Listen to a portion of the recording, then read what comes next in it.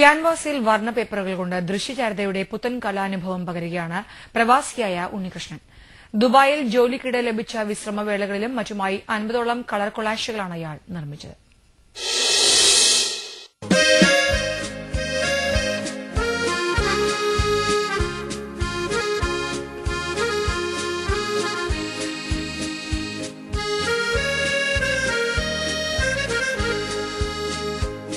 കാഴ്ചയിൽ വിസ്മയം ജനിപ്പിക്കുന്ന ഈ കലാസൃഷ്ടികൾ മാഗസിനുകളുടെ വർണ്ണപേപ്പറുകൾ വെട്ടിയുണ്ടാക്കിയതാണെന്ന് പറഞ്ഞാൽ ആർക്കും തോന്നും നിർമ്മിതി എളുപ്പമെന്ന്.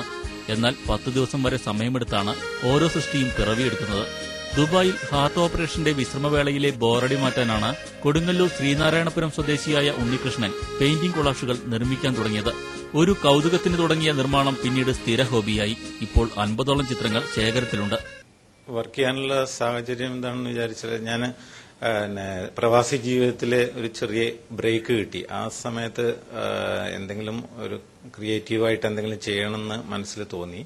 അപ്പോൾ ചിത്രങ്ങളോടൊക്കെ വലിയ താല്പര്യമുള്ള സ്ഥിതിക്ക് ഞാൻ വിചാരിച്ചു ചായക്കൂട്ടുകളൊന്നും കൂടാതെ തന്നെ എങ്ങനെ വർണ്ണചിത്രങ്ങൾ ഉണ്ടാക്കാന്നുള്ളൊരു മനസ്സിലൊരു ഐഡിയ ഉണ്ടായിരുന്നു. അതിന്റെ ബേസിസിലാണ് ഞാൻ കളർ പേജസ് ഉപയോഗിച്ചിട്ട് ചിത്രങ്ങൾ ഉണ്ടാക്കാനായിട്ട് പ്ലാൻ ചെയ്തത്.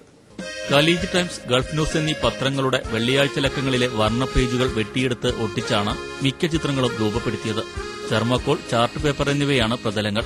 ത്രിമാന രൂപമുള്ള ചിത്രങ്ങൾ നിർമ്മിക്കാനുള്ള പ്രയത്നത്തിലാണ് ഈ കലാകാരൻ. നാട്ടിലും വിദേശത്തും പ്രദർശനം സംഘടിപ്പിക്കാനും ഉദ്ദേശമുണ്ട്. ജീവൻ ന്യൂസ്, കൊച്ചി.